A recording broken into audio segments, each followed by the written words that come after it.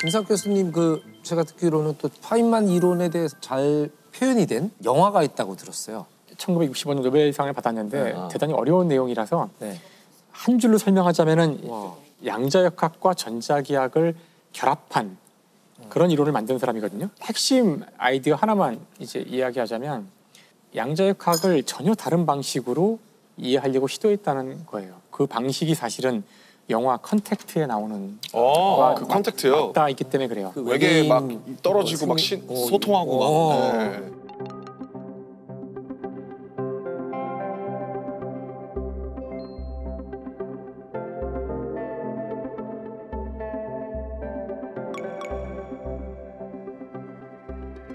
물리학에서는 기본적으로 세상을 이해하는 두 가지 방식이 있어요. 네. 하나는 저희가 다 고등학교 수업 시간에 배우는 뉴턴 역학의 방식이에요. 어떤 한 주어진 시간에 물체가 어떤 운동 상태에 있다면 어떤 원인이 제공되면 그 상태가 약간 바뀐다. 그래서 여기서는 항상 중요한 게 어떤 원인과 결과죠. 우주가 자동적으로 굴러가는 알고리즘을 이야기하는 그런 법칙이에요. 이게 소위 말하는 고전역학인가요? 그렇죠. 이게 고전역학의 가장 중요한 틀이에요. 그런데 또 하나의 방식이 있는데 앞에 거하고 똑같은 결과를 주는 전혀 다른 철학적 방식이에요. 목적론적 방식인데 자, 물체를 이렇게 떨어뜨리면 손을 놓는 순간 쭉 떨어지잖아요. 이 물체는 왜 이렇게 가야만 할까?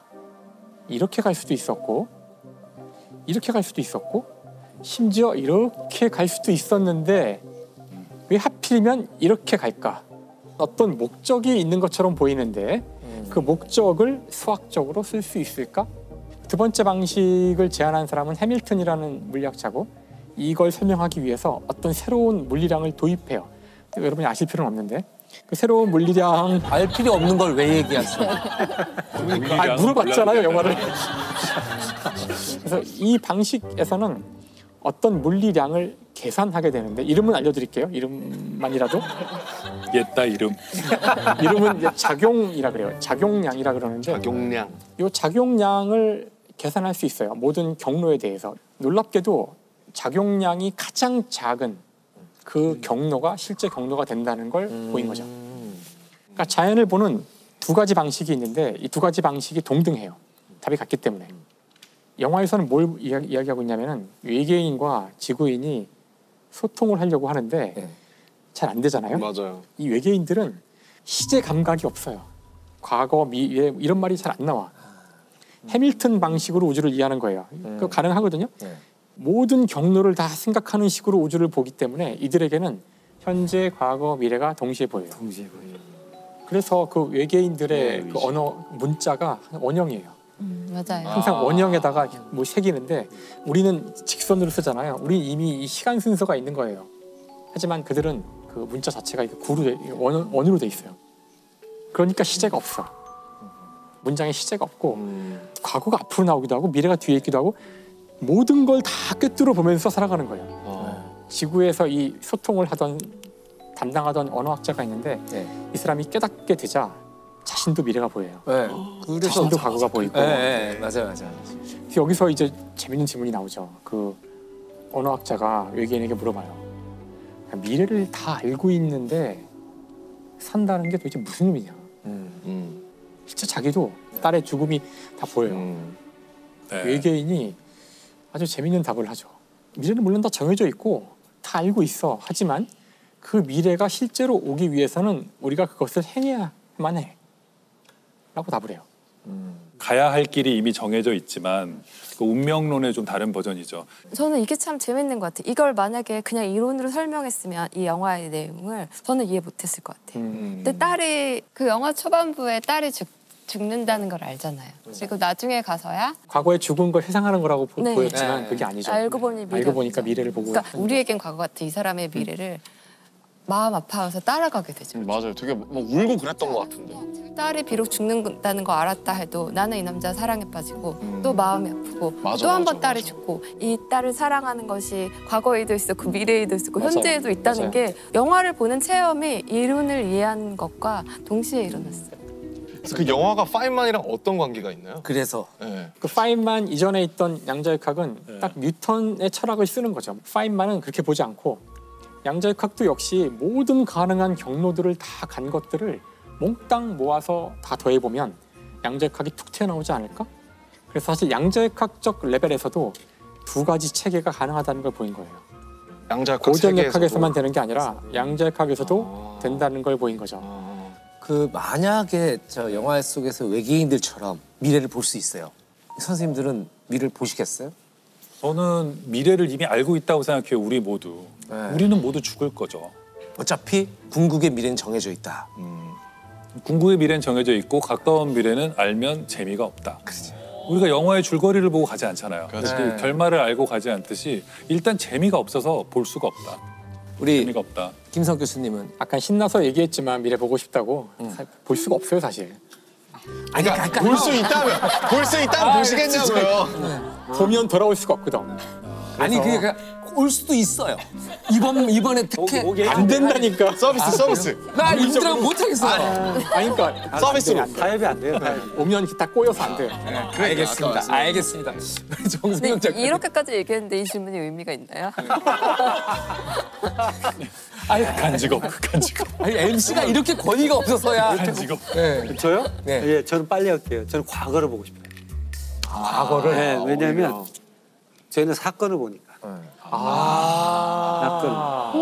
미래는 정답이네. 그 사람 속에서 과거를 해석하고 싶어요. 와 진짜 뭔가 너무 멋있다.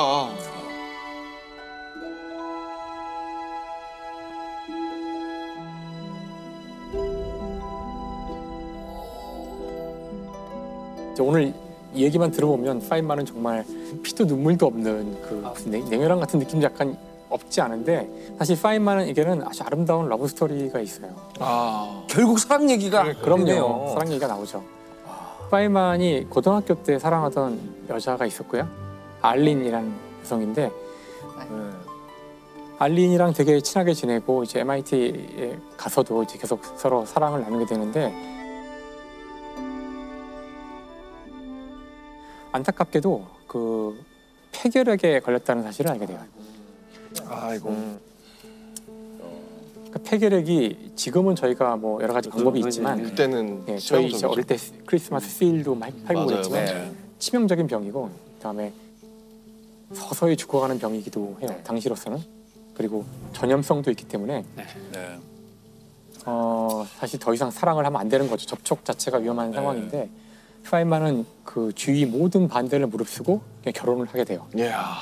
물론 결혼을 다 반대했기 때문에 둘이 몰래 도망쳐가지고 병원에 격리돼 있었는데 병원을 옮긴다는 핑계로 잠깐 빼내서 이동하던 중에 가서 결혼을 약식으로 증인도 없어가지고 그 법원에 석이랑 뭐 사람 막 불러다가 즉석에서 결혼을 하게 돼요.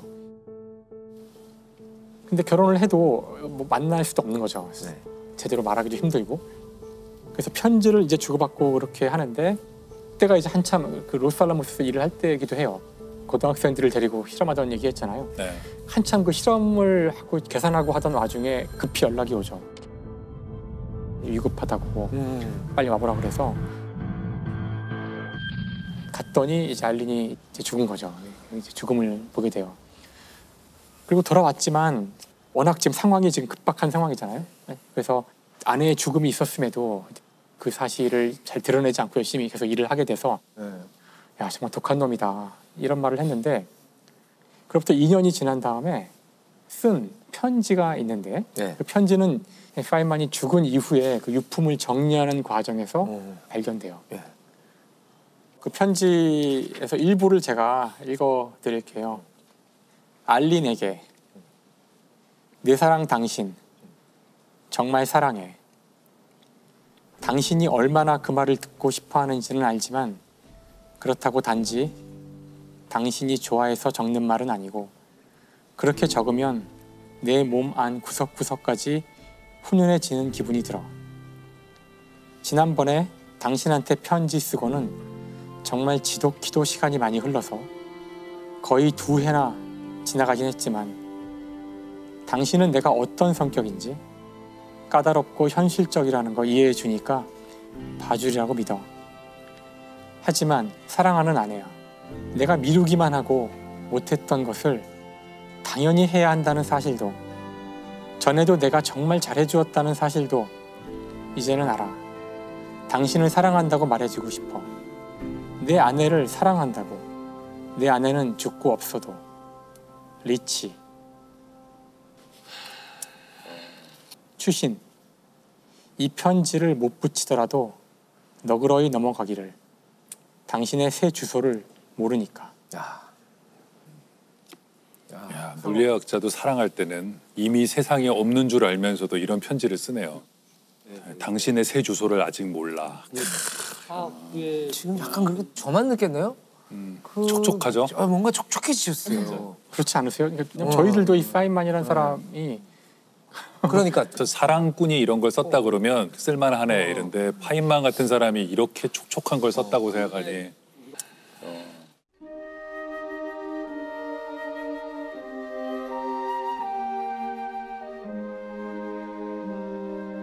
그래서 어떤 때는 사랑이 현존해야만 되는 거야. 현존하지 않고 그 어떤 그 자체로 역사성을 갖는 것 같아요. 사랑 계속되는 현재가 맞네요. 그러니까. 네.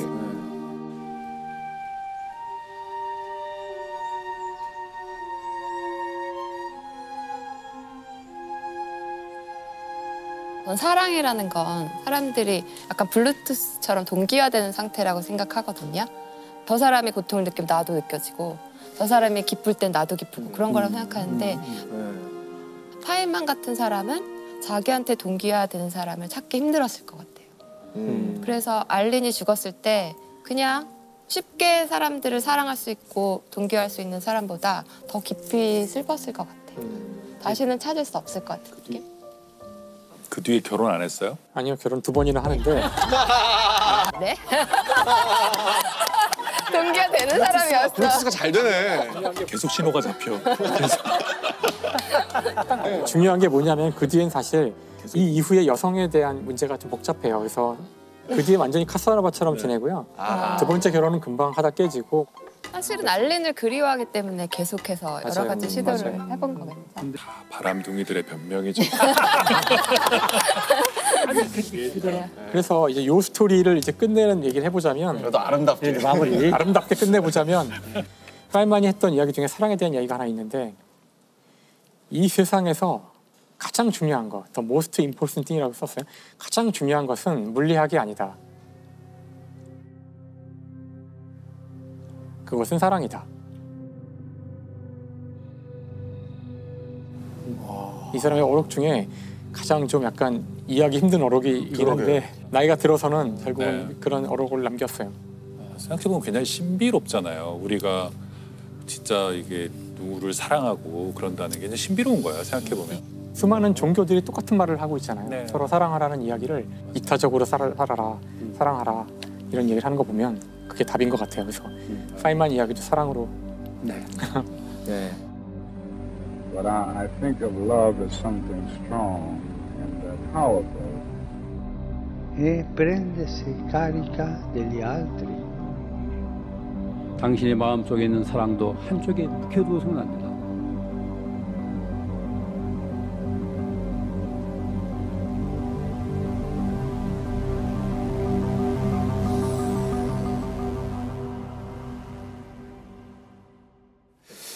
저는 물리학에서는 가장 완벽할 수는 있지만 전체적 성에서는 불완전함이 있기 때문에 그 사람의 특수성을 가지는 것 같아요. 우리가 완전한 사람이라면 로봇처럼 똑같은 사람들만 존재할 것 같지만 우리가 하나씩은 불완전하기 때문에 우리는 다양하고 특수한 사람들이다. 그런 생각이 들어서 그런 불완전함이 있기 때문에 파인만은 딱 한 사람일 수밖에 없다. 그런 생각이 듭니다. 그리고 마지막에 사랑이라는 어떻게 보면 물리학적으로 설명할 수 없는 걸로 인해서 불완전함을 또 완전하게 만들지 않았나 자신의 인생을 그런 생각이 들었습니다.